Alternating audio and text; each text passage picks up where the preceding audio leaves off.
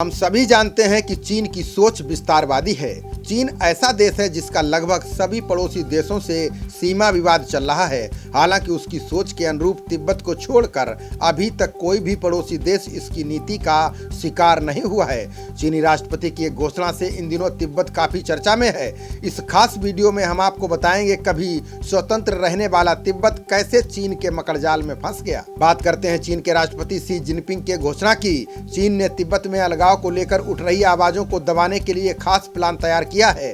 चीन एक बार फिर तिब्बत के सामाजिक और धार्मिक ताने बाने को तोड़ने में जुट गया है। चीन के राष्ट्रपति शी जिनपिंग ने तिब्बत को समाजवादी तिब्बत बनाने का राग अलापा है। सामाजिक स्तर पर एक दीवार बनाने की बात की जा रही है।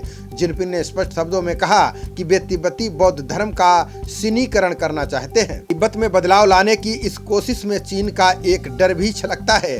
डर इसलिए है क्योंकि वर्षों पहले चीन ने इस भूभाग पर धोखे से कब्जा जमाया था। इसलिए चीन तिब्बत को लेकर काफी सतर्क रहता है। चीन के दमन चक्र की ही बदौलत वहां के प्रशासक दलाई लामा को रातों रात अपनी जान बचाकर भागना पड़ा था।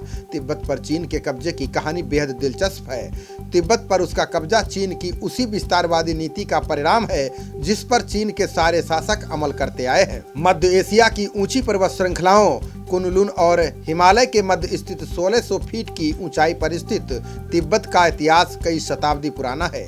8वीं शताब्दी यानी सन 800 में यहाँ बौद्ध धर्म का प्रचार प्रसार शुरू हुआ था। सन 1013 में नेपाल से धर्मपाल और अन्य बौद्ध विद्वान तिब्बत गए। वहीं 1042 में दीपंकर श्री ज्ञान अतिशा तिब्बत पहुँचे और बौद्ध धर्म का प्रचार किया।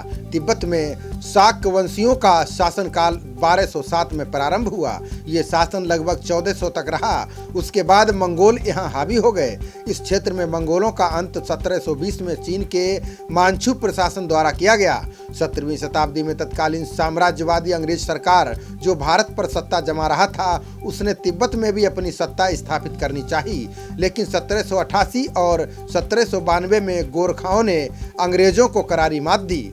19वीं शताब्दी तक तिब्बत ने अपनी स्वतंत्रता को बरकरार रखा। इसी बीच कश्मीर के शासक पर अंग्रेजों ने अधिकार जमा लिया। कश्मीर शासन के नियंत्रण में उस समय लद्दाख और सिक्किम थे। तिब्बत में चीन के मकड़जाल में फंसने की कहानी 19वीं शताब्दी से शुरू होती है। तिब्बत के शासकों ने कई बार नेपाल पर जीत हासिल करने की कोशिश की। उन्हें हर बार मुंह की खानी पड़ी।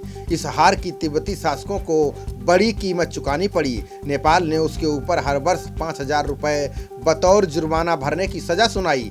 तिब्बत आर्थिक रूप से काफी कमजोर था, लिहाजा उसके लिए इतनी बड़ी रकम भरना मुमकिन नहीं था। कुछ समय तक इस सजा को भुगतने के बाद उसके आर्थिक हालात और खराब हो गए थे। इससे बचने के लिए तिब्बत ने चीन से सैन्य सहायता मांगी। ये बात तिब्बत के खिलाफ गई। नेपाल को सबक सिखाने के लिए तिब्बत और चीन की सेना ने मिलकर नेपाल को युद्ध में शिकस्त दी। इस तरह से तिब्बत नेपाल की दी गई सालाना सजा से तो बच गया, लेकिन चीन के मकड़जाल में फंस गया। 1906 में तिब्बत पर चीन ने अपना अधिकार जमाना शुरू कर दिया। भोले भाले तिब्बतियों को बरगलाकर चीन ने तिब्बत को सुरक्षा देने के नाम पर अपनी चौकियां स्थापित कर लीं। ये चौकियां यानटुंग ग्याडसे समेत गरटोक इलाके में बनाई गईं। 1912 में तिब्बत के इतिहास में एक बड़ा मोड़ आया। चीन से मांचू शासन का अंत होने के साथ तिब्बत ने अपने को दोबारा स्वतंत्र राष्ट्र घोषित कर दिया था। 1913 और 1914 में चीन, भारत और तिब्बत के प्रतिनिधियों की बैठक शिमला में हुई, जिसमें इस विशाल पठारी राज्य को भी 2 भागों में विभाजित कर दिया गया। इसमें पूर्वी भाग, जिसमें वर्तमान चीन के चिंगही एवं सिचुआन प्रांत हैं, चीन ने सबसे पहले पूर्वी भाग पर कब्जा जमाया। वहीं पश्चिमी भाग जो बौद्ध शासक लामा के हाथ में रहा, उसे आउटर तिब्बत कहा गया। 1933 में 13वें दलाई लामा के निधन के बाद आउटर तिब्बत भी धीरे धीरे चीन के घेरे में आने लगा था। 14वें दलाई लामा ने 1940 में शासन भार संभाला। 1950 में जब ये सार्वभौम सत्ता में आए तो पंछेड़ लामा के चुनाव को लेकर दोनों देशों में शक्ति प्रदर्शन की नौबत आ गई। बस फिर क्या था, चीन को आक्रमण करने का बहाना मिल गया। 1951 की संधि के अनुसार यह साम्यवादी चीन के प्रशासन में एक स्वतंत्र राज्य घोषित कर दिया गया। चीन के इस कदम से तिब्बतियों ने खुद को छला हुआ महसूस किया, लेकिन तब तक चीन की चाल समझने में देर हो चुकी थी। इसी समय चीन ने भूमि सुधार कानून और दलाई लामा के अधिकारों में हस्तक्षेप और कटौती कर दी। इससे तिब्बत में असंतोष सुलगने लगा। 1956 और 1959 में असंतोष तेजी से भड़क उठा। बल प्रयोग द्वारा चीन ने इसे दबा दिया। चीन द्वारा चलाए गए दमन चक्र से बचकर किसी प्रकार दलाई लामा नेपाल से होते हुए भारत पहुंचे।